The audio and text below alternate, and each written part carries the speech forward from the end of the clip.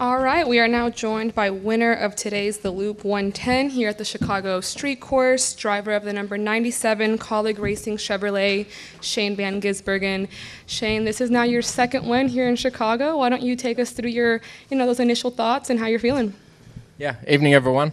That was a pretty awesome race. The first stage racing with Kyle there. My car was really weak. I couldn't get going at the restarts, and then it would take 2 or 3 laps, and he'd always pass me. Then when my car would come on, I'd be attacking him, and yeah, it was just awesome fun racing with him.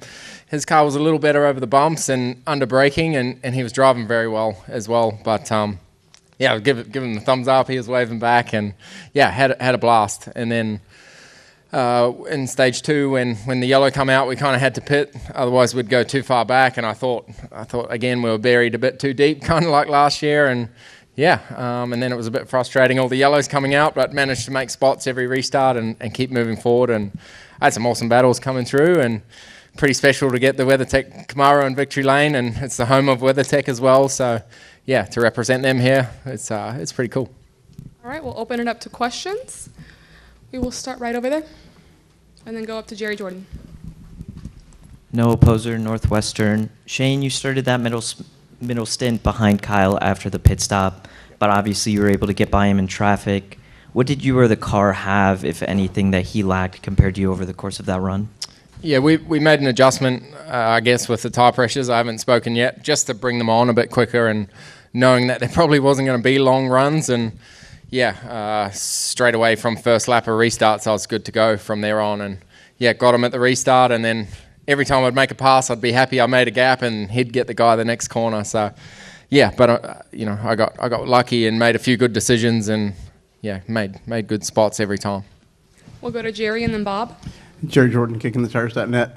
Kyle was in here a while ago, and he said, it's fun to race you, but he said you make it look easy because you get around everybody, you never touch anyone. Is it easy to you? I mean, is this just, or you just haven't? Yeah, but as I say all the time, it's the opposite on the ovals, So he's been the class today as well, pace-wise, and especially in the Cup car, they're much better than last year. Through a few sectors where I was good last year, people were really close. But yeah, I had a blast racing with him. We went side by side through places I never thought you'd get 2 big American V8s, but it was pretty cool, yeah. We'll go to Bob, Zach, and then Holly. Bob Pockris, Fox Sports. Restart with 3 to go. Is there any doubt in your mind that you're going to be able to pass those guys? I mean, they're blocking. Yep. They're more mirror driving than anything. Yeah, it was tough. You could see Jesse was really trying to hold on, but into 7, I just, it's tough into 7, especially on the right-hand side of him, and in a corner with no spotters. I knew if I could get into his blind spot far enough, he'd concede or crash. So it worked out pretty good. But he was driving really well, putting the car in all the right spots. But yeah, I just wanted to get to the front. Zach Sterniolo from NASCAR.com. Shane, going back to the stuff with Kyle, to have two guys really at the top of your games, especially on a place like this, going side by side, like you said, where you just didn't think you'd be able to. How fun is that as a race car driver when you do have 2 elite talents that you can trust the guy in the other car as well? Yeah, and I'm a bit hesitant still because any other series in the world, the inside car just runs you into the fence and squeezes you out, whereas here with the spotters and the respect, everyone, if a car's beside you, you got to give them room. So even myself, I am still trying to, discipline myself to give room to everyone and not squeeze them, because that's how it is here. And I think it's awesome. It creates good racing and, promotes side-by-side racing, the respect everyone has. So, yeah, it was really fun. And through 4, I think, he was really strong under brakes, and he come out of nowhere and he was in my blind spot. Couldn't see him, and I just hung around the outside and he gave me room, and, yeah, it was pretty cool. And then that last run, chasing down the 2 and the 19, if the 19 had cleared the 2 faster than he did, do you still think you would have had enough to get by both of them? Oh, who knows? You don't know that stuff. But obviously, we were a little quicker than him in stage 1. But I don't know if he was saving brakes or whatever at that stage. So yeah, thankfully we never had to find out. Let's go to Holly, and then Davey, and then Steven. Hi, Shane. Holly Kane with the NASCAR Wire Service. Is this the kind of racing you we're used to racing supercars? I mean, is that part of it too, or have you seen this kind of become more like that on the road course? Yeah, no, we have the odd good race down there as well. You know, it was good racing on the streets. It was always tough down there as well. The guys on the street courses are amazing down there too. So, but yeah, as I said, the discipline and the respect here is quite different, and you know, you can't really just bump someone out of the way because they'll just get you back, even though technically you're allowed to do it here. I think it works quite well, yeah. Hey Shane, Davey Siegel with Sirius XM NASCAR Radio. On one of the final restarts, you made a little bit of contact with the left rear coming off the final corner down towards the front stretch. Yeah, right front. Front. Did that bother your car at all? Yeah. Or did that affect the things? Yeah, I just, turned in there. It's so hard here when, even still for me with the car on the other side to be millimeter perfect or inch perfect, whatever you say here, to the wall, So I just clipped it with the tire. So luckily it didn't get the suspension or the car, but it ripped the wheel out of my hands and put me straight. And then the steering was a little bit off, but thankfully a caution came out straight away and I was able to feel and trust my car again before we went green. So, but yeah, driver error there. Speaking of the discipline that you've spoken about so far today, I mean, we've seen that you're not afraid to do what needs to be done, so to speak. We saw it at Sonoma with Austin Hill. I mean, when you were carving through the field and the laps were winding down and the cautions kept coming out, was there any thought in your mind of using the bumper, or were you confident that you'd be able to do it your way? Thankfully, I didn't need to, yeah. But you don't really want to do that anyway unless you're provoked. So, yeah, I want to race fairly with everyone and get the respect from everyone too. Let's go to Steven. Steven Sump, frontrush.com. Shane, when Kyle was in here earlier, obviously he said he wanted to win, but he said more than anything, he just wanted to learn and he wanted to battle with you as much as he could just because of how good and how skilled you are at these tracks. So as a driver, what does it mean to hear that high of a praise from one of your competitors and one who's one of the best in Cup and a great road racer in his own right? Yeah, but I was learning off him too. Some of his techniques and lines and car placement was very, very different to mine, and I adapted a bit to him, especially turn 6, how he would brake and turn. Was amazing how he got the car to rotate, and I thought, my car doesn't have enough front grip.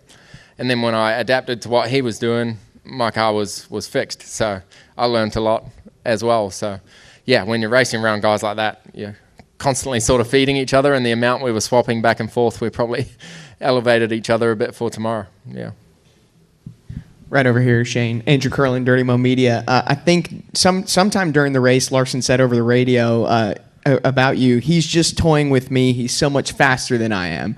Were you toying with him in that situation? It seemed like you guys were learning off each other. Of course not. I'd want to be out front the whole time. But as I said at the start, first laps, I couldn't get going. The brakes I couldn't get in and the front tyres. And then after one lap, the grip would be equal and then my car would be good. And I'd see him start to slide around. So yeah, every restart I was just weak and probably a bit overcautious as well. But our cars were very different the way they drove. There's obviously like a lot of eyes on you this weekend after what happened last year. Is this a little bit of a pressure, weight off your shoulders winning today? Yeah.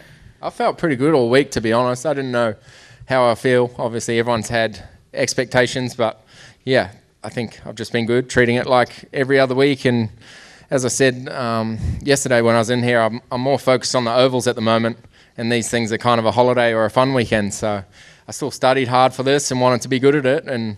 But yeah, got out and just did my thing. And there was a lot of media yesterday, but today the team's been really good with just focus on the driving. But I guess we haven't had time to do anything else anyway. It's just suit to suit, car to car. It's been pretty cool. All right, we're going to go to Dustin, Bob, and then over there in the back. Dustin Long, NBC Sports. Shane, Kyle talked about, he said you're just really good at creating shapes and angles passing. And I don't know if I've heard another driver describe passing in that sense. One, when you hear that, does that make sense? Because it seems like an unusual terminology. Yeah, I'm still getting used to that. Yeah, that's kind of how the WISE program kind of works, which I'm in, and I'm still learning that. So it's probably a question I need answering too. And also, can you kind of just take me through how you made the move on Jesse and 7? That doesn't. You've made moves there before. I know, like last year's Cup race, you were making the move on Haley there.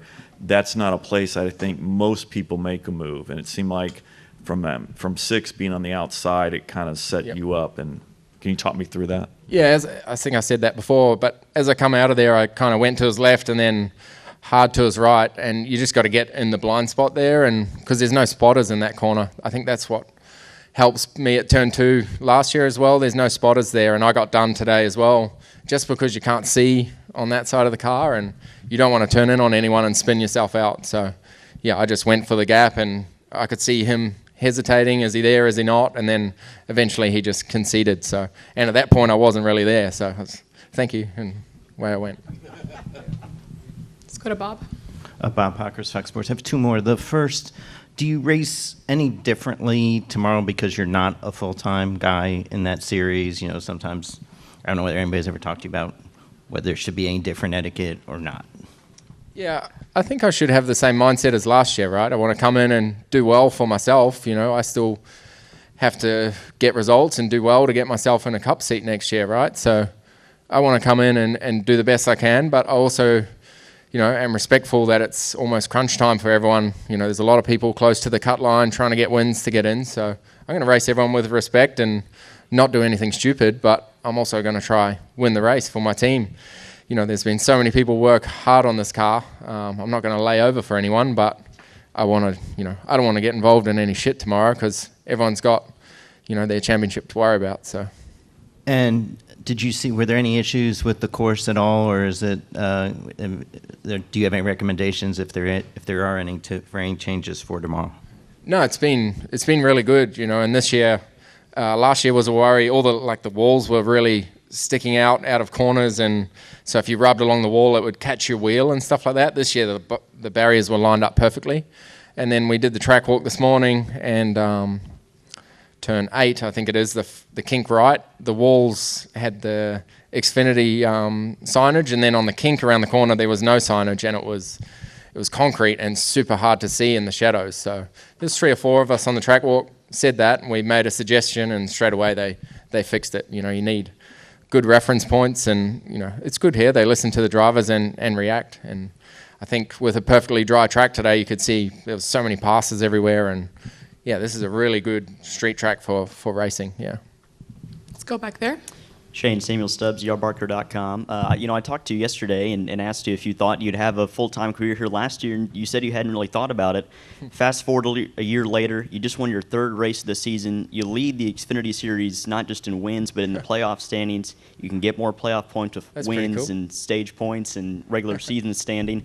Have you given any thought at all? You know, I know there's still 8 regular season races left for you guys, but have you given any thought about approaching the playoffs and the fact that you have a legit chance to win a championship this year?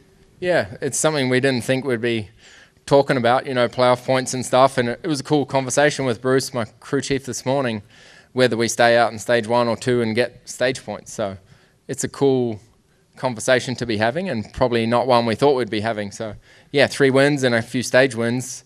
We're in a pretty nice position now. So yeah, we can, again, as I said, keep evolving on the ovals. We can take some risks and try to learn some things, and it's been really cool getting better and getting these results and a few nice stickers on the side of the car too. Let's go up here to the left. Cole Cusimano, Arizona Republic. Congrats, Shane. A lot of the talk pretty much all weekend has been about you and Kyle, but Ty obviously finished runner-up. He's starting second tomorrow. He looked really good in practice as well for the Cup Series. Just how was it racing him today, and how do you feel he'll be tomorrow in regards to challenging you and such? Yeah, we've had a few good races now, Xfinity at Coda and in the Cup Series as well, and he races really good, and you know, you can tell when you're racing around them how aware they are, how sharp, and yeah, he puts the car in good spots, and he's always fast as well. So yeah, I'm sure him and Kyle, they'll probably be the quickest guys tomorrow. And you know, I think at one stage in practice overall, I think the top 5 or 4 guys were all people doing Xfinity Series. So it's been really handy doing both for everyone. Let's go right up here on the right. Going back to the playoff points, do you feel these points are extra important for you with the amount of ovals in the playoffs? And how likely are we to see more strategy calls perhaps for stage wins down the stretch to bag some more of those points? Oh, now you're talking above my pay grade. I don't really know, but I just do what they tell me. But yeah, as I said, it's cool to be thinking and talking about that stuff. And I think we got another road course to go before the playoffs happen, and then there's a road course in the playoffs. So, but I want to be someone who's getting results on ovals too, and getting through on merit. So there's some strong tracks. Martinsville, I was in the top 10, running reasonably well this year until the green-white checker madness. So yeah, I think those kind of tracks, and Phoenix I've been to before and did pretty well there. So as long as we keep improving, anything can happen. Do we have any final questions? Okay, we'll go right back there and then up to Lee. Excuse me. Tim Healy, Truth About Cars. You mentioned earlier that NASCAR is pretty good at responding to things that drivers say they should change. Is there anything for tomorrow that you think should be changed? No, I think it's pretty good, and the weather sounds like it'll be good. So, yeah, I think it's cool seeing how much more buzz there is. It feels like to me around, there's not the anticipation of the first race, but feels like we're welcome here and everyone's in support of the street race. It feels like a really cool atmosphere when we walk to the hotel, to the track. It's a pretty cool feeling. So yeah, I don't think anything needs to change tomorrow. Hopefully it's another good race. Lee Spencer, Sirius XM NASCAR Radio and CatchFence.com.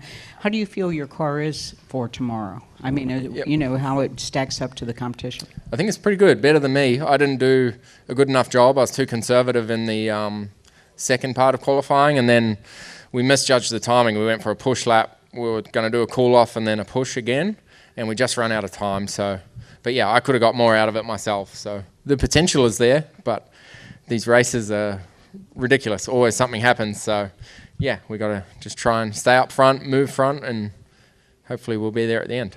And as far as the ovals, where do you feel like you've made the most gains? I mean, just as far as the routine goes, or where do you start? It's so different. Just I learned a lot on the concrete tracks, especially everything I've ever raced. You want to be on the rubber. Even this weekend the rubber has been good on the track, but on an oval, it's the opposite. It seems like you're kind of learning and watching the rubber where it moves and adapting your line, and then the yellow comes out, and then all the rubber disappears. It's ridiculous. I've never seen anything like it. But on a concrete track, it's very graphic. So I learned a lot last weekend placing my car, and that's the most competitive I've felt on an oval. Like, I'm never going to celebrate a 15th, but I was racing around really good guys and having good battles. So yeah, I think it's just steady progress, and I feel like I'm driving within myself still, so yeah, it's good. All right, we're going to take one final question from Zach. Shane, going back to Kyle Larson, I'm curious your perspective, because here he's really hyped up as, kind of a modern-day Mario Andretti type in really elite company. What is it that you see from him on the racetrack? Do you get that same sense that he is that elite of a talent in motorsports?